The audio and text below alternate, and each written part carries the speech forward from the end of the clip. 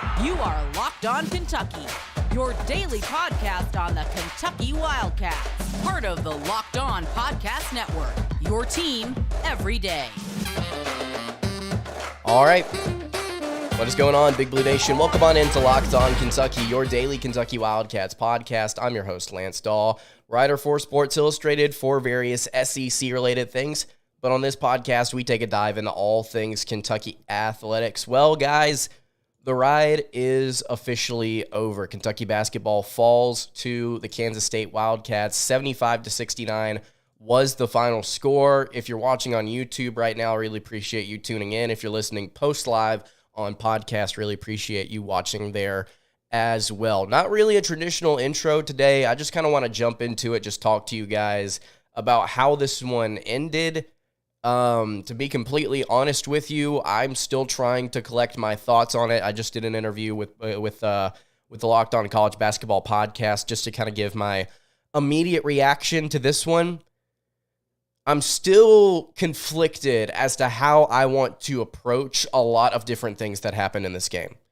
Full stop. I'm very, very shocked with the way that this game was officiated in the first half of the contest, and then officiated in the second. I guess we start with what Kansas State said heading into this one, which was they were not concerned with anybody but Oscar Tshiebwe.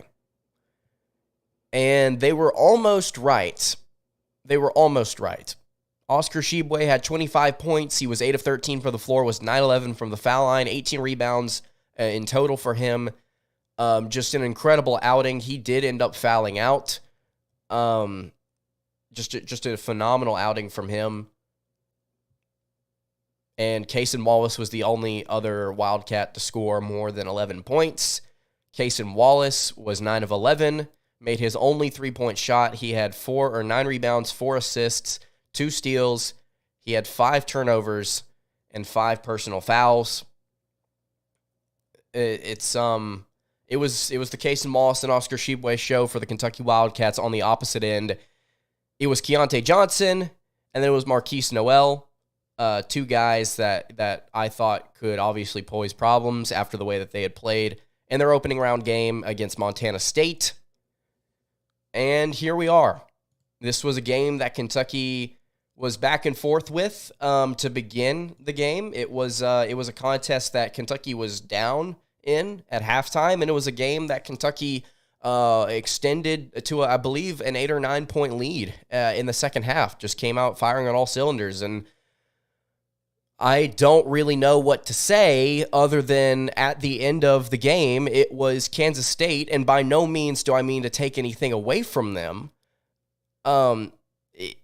It was a couple of really tough circus shots that Markquis Nowell and Keontae Johnson hit. It was just clutch basketball, something that we have not seen out of Kentucky consistently this year. It was a good team finding a way to close out a game with some really wild shots. I'm not saying wild in a negative connotation. I'm saying I'm just impressed with the fact that they hit them. I really appreciate everybody watching on live. If you would, please like the video.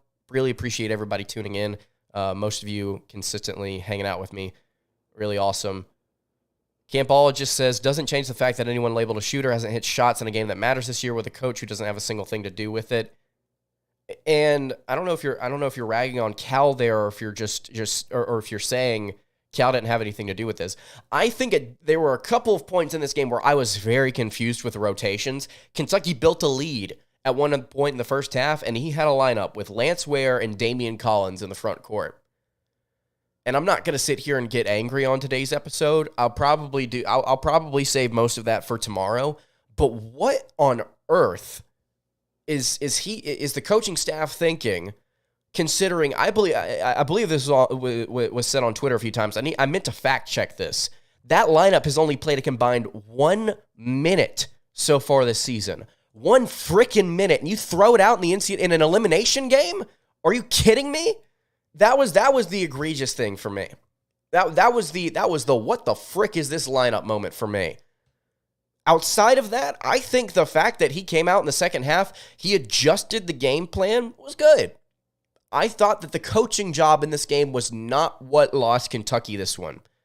You can't control kids hitting contested threes. If you lose that way, you lose that way. Cal not being straight with the lineup is one thing. Them hitting their shots is another.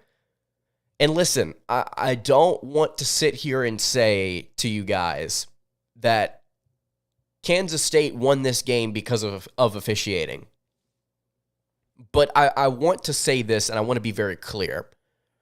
Just because I tell you the officiating in this game was horrendous does not mean that I'm saying they lost the game because of the officiating. I also don't think it's fair for anyone to say you can't blame the refs for anything.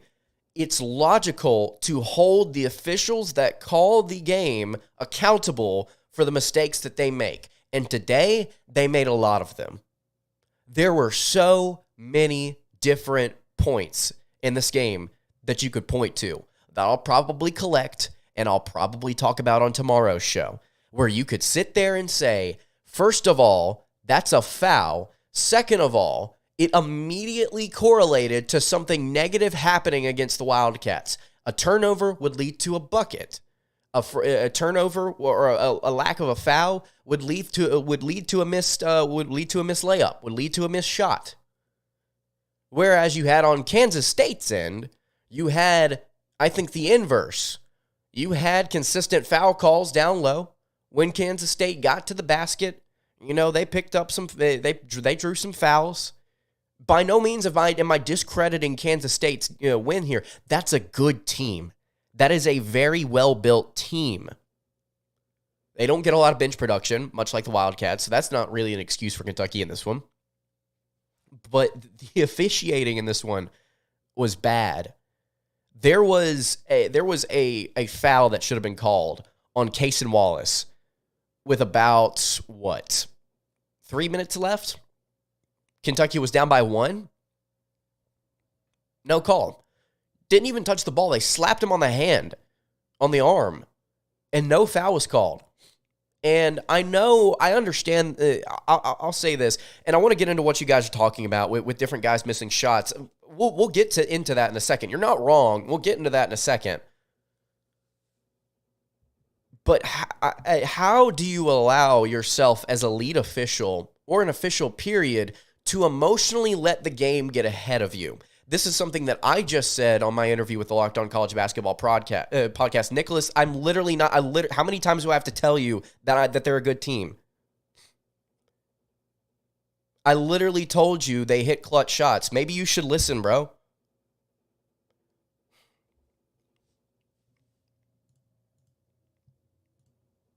I don't know what else to say, man. Kentucky lost the game. They didn't make their shots. We're going to get to it in a second. Kentucky right now they're in a spot where they were in a spot in this game with the officiating where Coach Cal frustrated the officiating crew. That was evident. And whenever they called fouls, they turned and looked at him. Like, what are you going to do about it?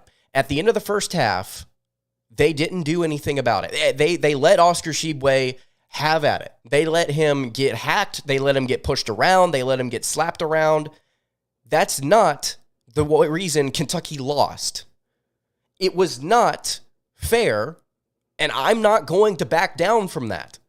I think there's no reason why you should not at least identify poor officiating, right? We'll get to the missed shots in a second because that's at the end of the day, that's what lost Kentucky the game. But as like I was saying, as a lead official,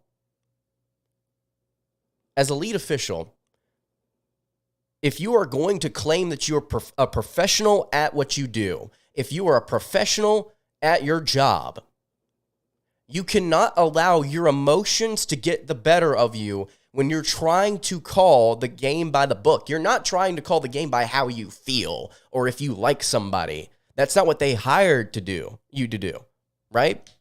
That's not what they hired you to do. They hired you to call the game correctly.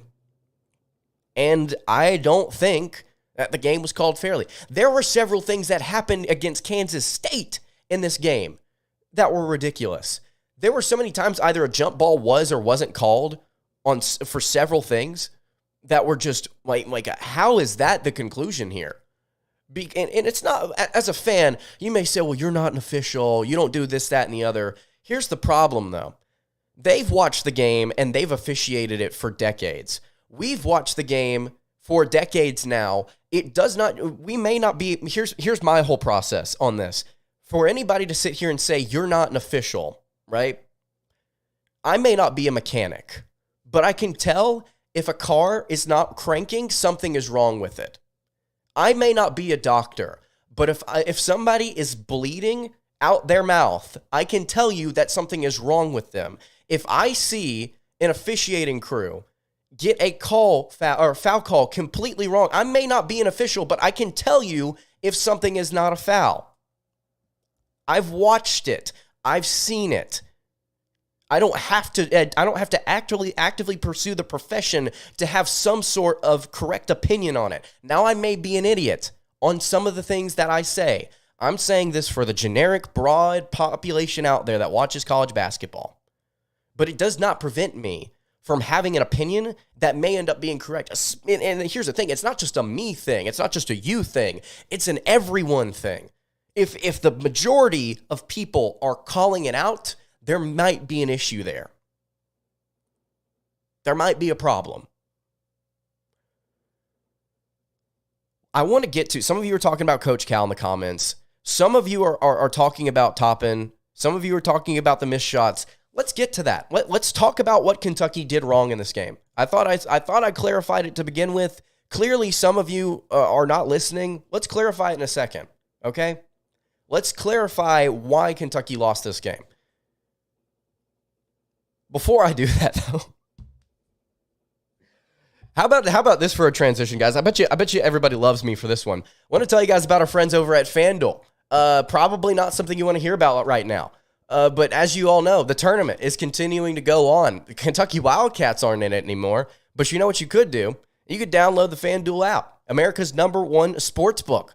New customers, they get a no-sweat first bet up to $1,000. That's bonus bets back if your first bet doesn't win. All you have to do, again, is download the FanDuel Sportsbook app. It's safe, secure, and super easy to use. You can bet on everything from the money line to point scores, threes drained. You got player props as well. A lot of really fun things to do here as the tournament continues on. FanDuel even lets you combine your bets for a chance at a bigger payout with a same-game parlay. Don't miss a chance to get your no-sweat first bet. Again, up to $1,000 in bonus bets when you go to FanDuel.com/lockedon. You can make every moment more with FanDuel, an official sports betting partner of the NBA. All right, so let's get back to this. I'm just scrolling through the comments here. Some of you are saying this isn't on Cal. And, yeah, a lot of you are saying this isn't on Cal. I don't disagree with you. I said that at the beginning of the show. Really appreciate everybody that is filing in here. Now I got about 130 of you in here. Really appreciate everybody watching. Plants with a Ben Shapiro sec. That's what I thought too while I was reading it. We're just trying to get in and out of here today, man. But yeah, so I don't think Coach Cal lost this game. I don't think Coach Calipari lost this game for Kentucky. There was that lineup change that, again, like I said at the beginning of the show, it is just wild, right? Like, it was just like, how do you have Damian Collins and Lance Ware in the game at the same time? But did you see the adjustment coming out of the locker room in the second half, or to start the second half? That's coaching. That's telling kids, pack it in, close the lanes, create turnovers, get out and get to the rim. That's the adjustment. And it was good. And then Kansas State readjusted themselves, and that's what good teams do. They hit their shots, they hit their free throws. They managed to overcome what was Kentucky getting in the bonus for like the final 12 minutes of this game. Kansas State played like how a good team plays in March. It was impressive. They have pieces. Keontae Johnson is one of my favorite players in college basketball. Markquis Nowell is so solid. For a 5'8" kid, I mean, he's tough, Rob T says he should have gotten teed up for that, slamming the ball down. I thought that too, but it's something that you can let go. I actually said it. I'm like, this probably could have been a technical. But here we are without a technical. Let's see. Anything? Norwell is the best point guard I've seen in the tournament so far. I agree. He says reminds you of Shabazz Napier from the 14 UConn champs. Man, he was solid. 27 points. 27 points for Markquis Nowell. Albeit, I think, what are those, 10 of them came from the foul line? I mean, he did what good point guards do. He had 9 assists, only 4 turnovers opposed to that, 7 of 14 from the floor. For a 5'8" kid to get out there and get buckets like that, that's clutch. That's impressive. That's what good teams do. You would like to see that. You would like to see shorter guards, kind of get out there and shoot consistently. Along with their distribution of the basketball. But that's neither here nor there. Is there anything else we want to get to here? 4 straight threes down the stretch by Kansas State. Yeah, and that's what the game was. Listen, neither of these teams shot well in the first half at all. At all. Kansas State started the game, 0-14 from deep? That means they finished the game 5 of 7? Wow. That's clutch basketball. Kentucky and their shot selection, I don't think was end of the world terrible in this one. Yeah, no, it was, you look at the shot chart, I mean, daggone, it's pretty good. All things considered, this was not a terrible game for the shot selection. I'm kind of surprised by that. A guy that I didn't mention at all, by the way, props to Chris Livingston for continuing to play hard, even when the shots don't go in, even whenever mistakes happen. This kid plays so passionately, and I am very impressed with the way that he has performed during his freshman year.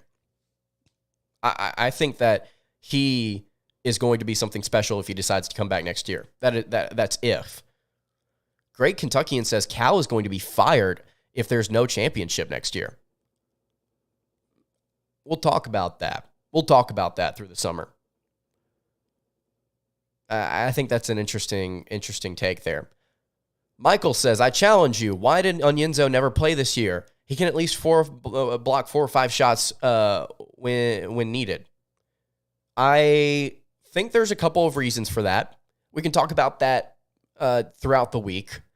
But the short answer here, I think the short answer here is that he's not developed enough yet, or not. He's too raw to put out there in that situation. Now, the counter for that is, Kentucky has thrived with some of these 5-star freshmen coming in the past, and I think some guys are just misses whenever it comes to them immediately making an impact year one. Now, that's not a bad thing. Most kids get developed. It's not a bad thing that he needs time to develop. It's perfectly fine. If honestly, it may be a good thing that we've got a 5-star center for another season for him to pair up with Aaron Bradshaw next year. I think that's a great thing. But right now, I don't think he was ready. I think he needed more time, especially considering something that I think people forget. This kid came out of high school a year early, right? He reclassified. He was a high school kid for a decent portion of this season, right? You've got to understand that these things happen with some of these younger kids, and they don't just pop off. Not everybody is coming out of high school and dropping 15 a game. And I'm not saying that you're saying something bad there, Michael. I understand. Some players do come out of high school and they pop off like that. Great Kentuckian says, we will talk about it this summer because Barnhart's job is on the line as well. We'll also talk about that. I need to kind of gather my thoughts on everything before I sit down and have that conversation. Let's see. Anything else? Michael Ward says, how are the one-and-done players doing for you lately? They haven't done anything for you guys in a long while. Cason Wallace looked good this year, Michael. I don't think that he was ever going to be at any point, even coming out of high school, some type of savior for Kentucky. I don't think that he was ever going to be anything crazy special for the Wildcats, like averaging 15, 16 a game. Let's see. Is there anybody else let's see. Damian Collins was expected to be better this year. We didn't have a lot of one and dones on this year's team, Michael. We had a lot of experience. Chris Livingston, Cason Wallace. I think both those guys look good for what their roles were. Next year, to ask that question again next year, and you may get a different answer, because of the fact that all 5 freshmen in next year's class should be significant contributors. And there's Hunter Conley, literally in the chat just now saying, Rob, DJ, Justin, Livingston, Bradshaw, next year's lineup. Man, that could be fun. That could be really, really fun. And a reserve role on Yinzo surely could help. You're right. No, you're right. No, I don't disagree with that. You're absolutely right. He could definitely help in a more of a reserve role. But you noticed at the end of the season, whenever he did get in for a couple of minutes, I mean, he didn't do much outside of just kind of be a breath of air. You know, which you're right. I'm not disagreeing with you. But, I mean, it is what it is now, and we have to look forward to next year. I think a question you can ask for next year, Michael, is okay, does he actually get some opportunities to make something happen along with Bradshaw, or is Bradshaw just going to be the guy? It's also really difficult at the same time, Michael, to have somebody like Tshiebwe, like the National Player of the Year, to be the kind of the driving force of your team in a lot of different areas. It's difficult to take him off the court and allow Yinzo to get like 10 minutes a game, even though I advocated for it like a month and a half ago. I want to be clear, I advocated for that. Things obviously change. Do you think Oscar comes back? I don't know if he can come back, right?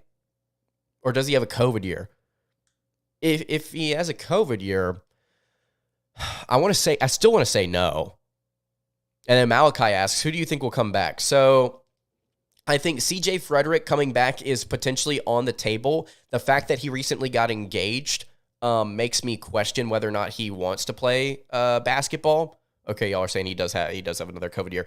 I still lean towards no for Oscar coming back. CJ could come back. Damian Collins could. I think he'll enter the portal. But that I'm not questioning his ability or anything. I'm just saying I think he could. Actually, let's pull this up real quick. Let's look at this. Let's look at this year's roster and let's speculate here for a second.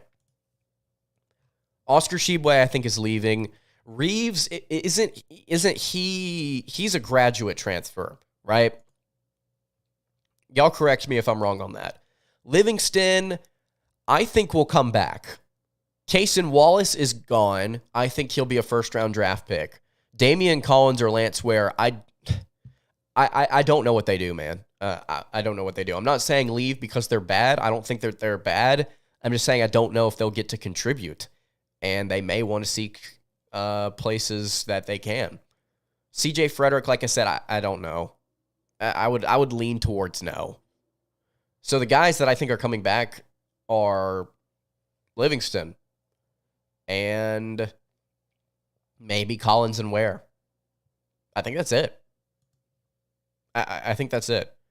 Is that the first time you mentioned Reeves tonight? No. Oh, well, I mentioned the fact that he was one of the 2 starters that just essentially didn't do anything. But we'll talk about that. Well, sure, if you want to talk about that, Jeff. Collins will probably transfer to Baylor to be closer with his family. I could see him playing well at Baylor. Yeah, I could see him transferring. Again, it's not anything to do with him as an athlete. I just think that he may be in position to find the ability to produce elsewhere, because I think he deserves that opportunity. Antonio Reeves, who has been very hot for Kentucky as of late, ended the year on a whimper. He went a clean 1 of 15 from the floor, 1 of 10 from 3. He had 3 rebounds, a turnover, 3 personal fouls, 5 points in total. I don't know if I don't know what to really say about it other than the fact that he got cold. It was just a cold game for him on some rims that apparently were inconsistent. I'm not giving that as an excuse. I'm just saying apparently yesterday there was something wrong with them. I don't know if that's affected him mentally. And if so, that's a him problem. The shots were a him problem. Let's see. Do you think we get Chris Ledlum from the transfer portal? Here's my thing with Chris, and he's the transfer from Harvard, if I'm not mistaken, who was really solid for them last year. I would like to see Kentucky get some efficient basketball players out of the portal. He could be an option, but he's 6'6" and he played power forward. You may want somebody that's a little bit taller. If you do get him, I have a hard time believing that he would get the start over somebody else that Kentucky wants at that 4 spot, right? So potentially, yes, I would like to have him, but I don't think that he would be a crazy massive piece for us. And maybe I'll disagree. Let's see. Do you think Wheeler makes an impact if he plays? Yes, I think he does. I don't think he has 5 turnovers.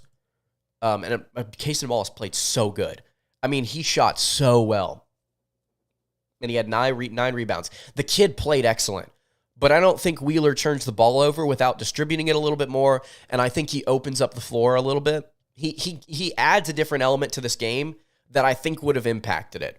I'm also curious to see what his defensive game versus Nowell would have been. I said that in the preview episode. Was Vegas biased by having KSU as the underdogs? No, I think KSU identified matchup issues. I think that Kentucky matched up well with Kansas State. They just couldn't close it out, and Kansas State hit some really clutch buckets. Lance, where do you see Oscar going in the draft? All the seniors, including Big O, doesn't have another year of eligibility. I just don't understand how Oscar couldn't be a first round pick. Lori, here's the situation with Oscar, and I was talking with my friend about this just a little bit ago. The issue with Tshiebwe is not that he's a bad player. He's a good basketball player, but he's kind of one-dimensional in what he does. And what I mean by that is in the NBA, look at the bigs that thrive. Look at the bigs that actually end up making some of these rosters and making a significant impact for their team. They're versatile. They can handle the ball. They can shoot it a little bit. They can do more things than just be that big guy in the middle of the floor. The issue with Tshiebwe is he gets caught consistently in pick and roll defense. He doesn't switch well. He doesn't communicate well, I think, on the defensive end. He plays with a lot of heart, a lot of passion. He's an excellent rebounder, one of the best in the college game, maybe ever. And I think that he will get a chance potentially to try out, and maybe he'll get drafted potentially in the second round, but he needs to round out his game. This is something that I said last year before he decided to come back. I said he needed another year to kind of hone his skill. I don't really think he did much to improve upon what he already does best.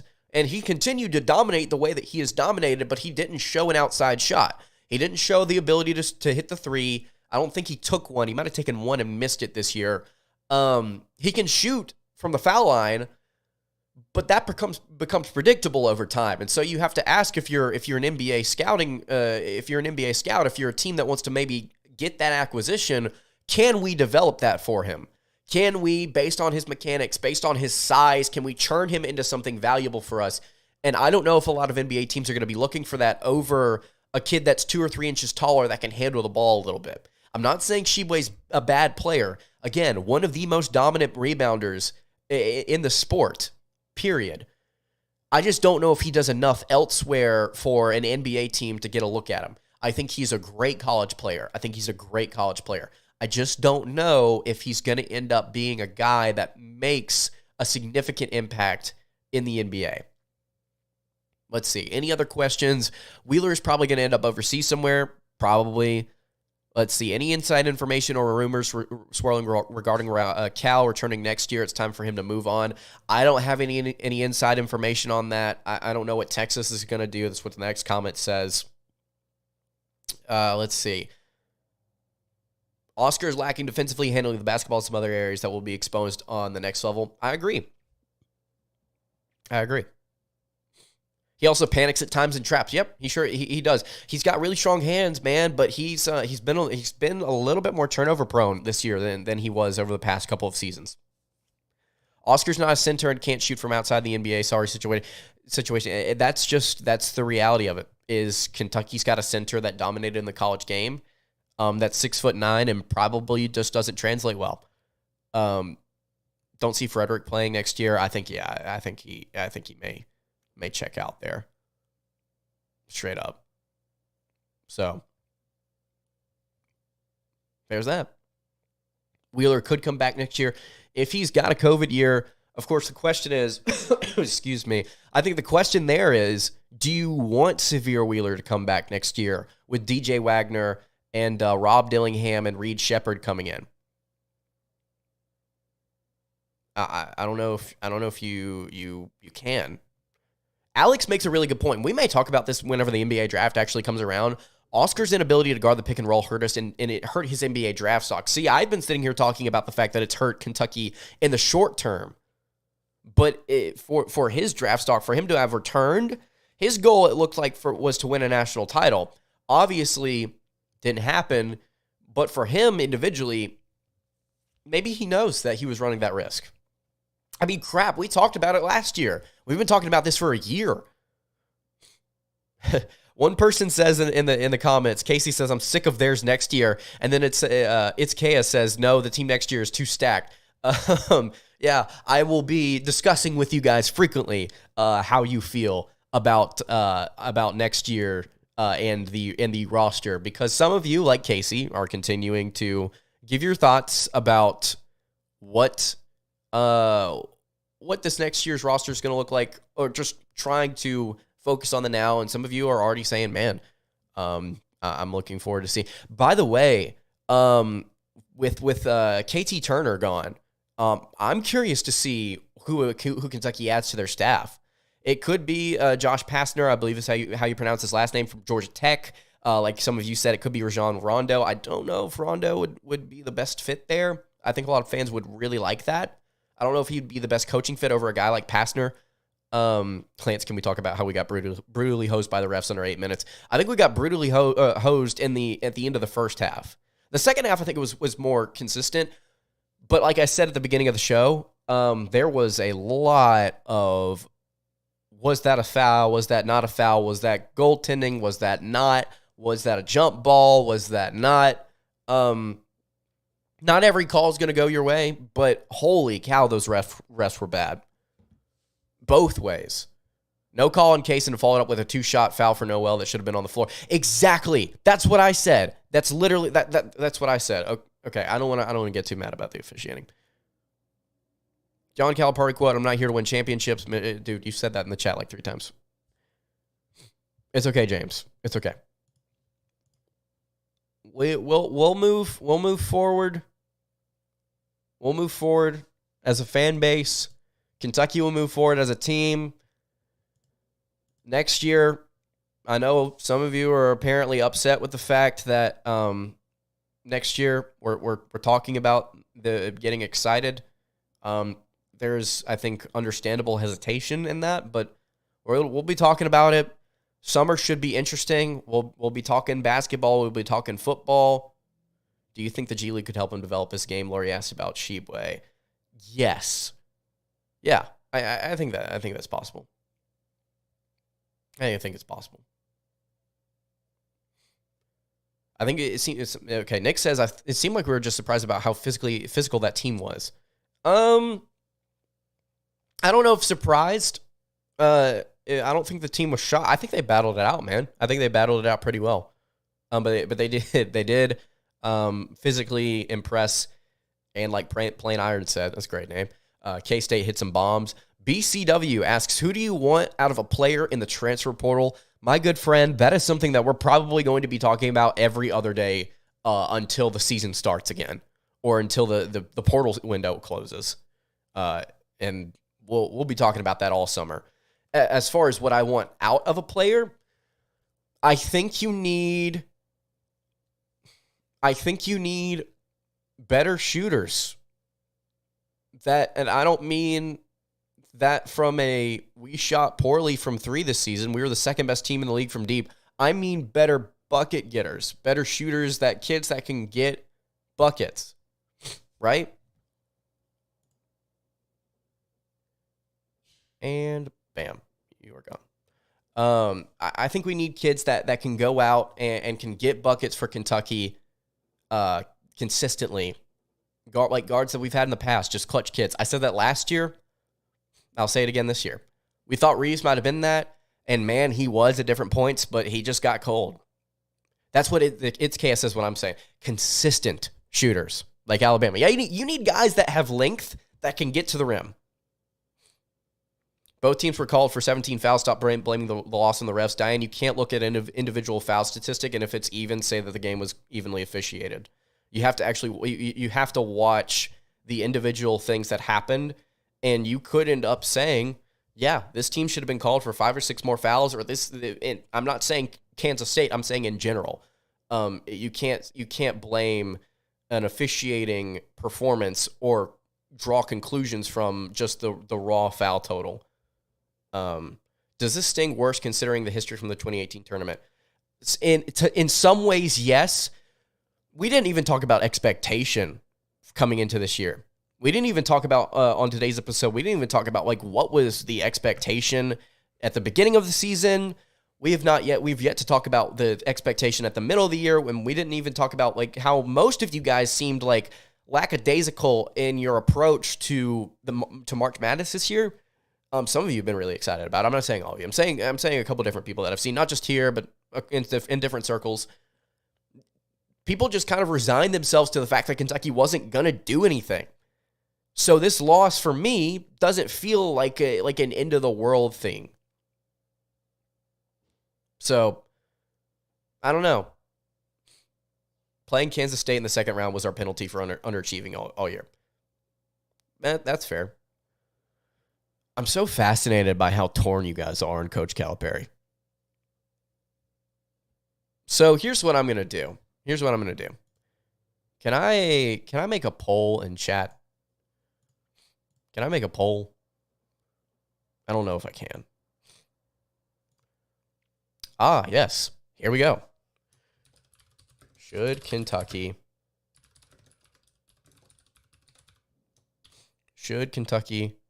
fire John Calipari? Let's ask that question. I think that poll's up.